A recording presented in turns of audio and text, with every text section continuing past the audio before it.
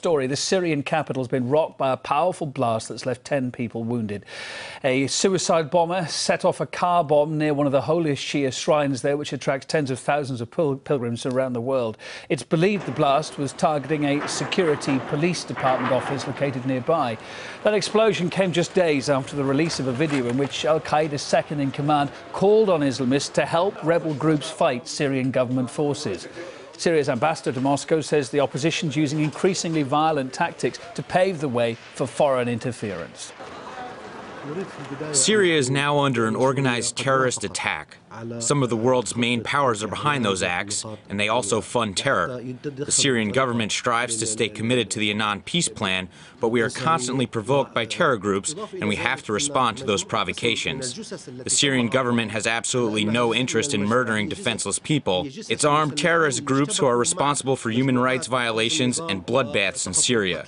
That is being done to justify foreign intervention and the creation of buffer zones. And the Syrian ambassador also denied that Moscow is supplying the Assad regime with attack helicopters, allegations earlier also refuted by the Russian foreign minister.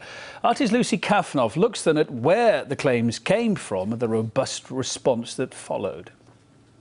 While the top UN official may have labeled the Syrian conflict a full-fledged civil war, according to the U.S. Secretary of State, Russia could actually be to blame for the escalating crisis. Secretary of State Hillary Clinton raised some eyebrows and stirred some diplomatic controversy on Tuesday when she insisted that Russian attack helicopters were on their way to Syria. Take a look. We have confronted the Russians about stopping their continued arms shipments to Syria.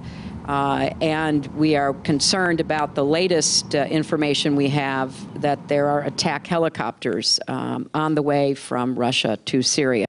Now, Washington seemed to be caught off guard by Secretary of State Hillary Clinton's remarks, which stumped even the Pentagon's own spokesman. Can you provide any details as to what kind of helicopters, when were they delivered, how are they being delivered?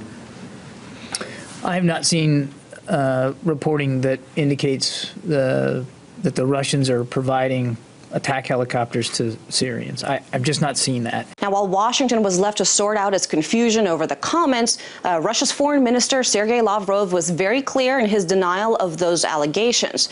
We are currently fulfilling pre-existing, signed and paid-for contracts. All of these contracts are related to air defense, only and exclusively. We do not export to Syria or anywhere else anything that could be used against peaceful demonstrations. That's markedly different to the United States, which regularly ships such weapons to the region. Just recently, one such shipment arrived in a certain Persian Gulf state, but for some reason, the US considers this normal. Now, Russian attack helicopters are in hot demand right now.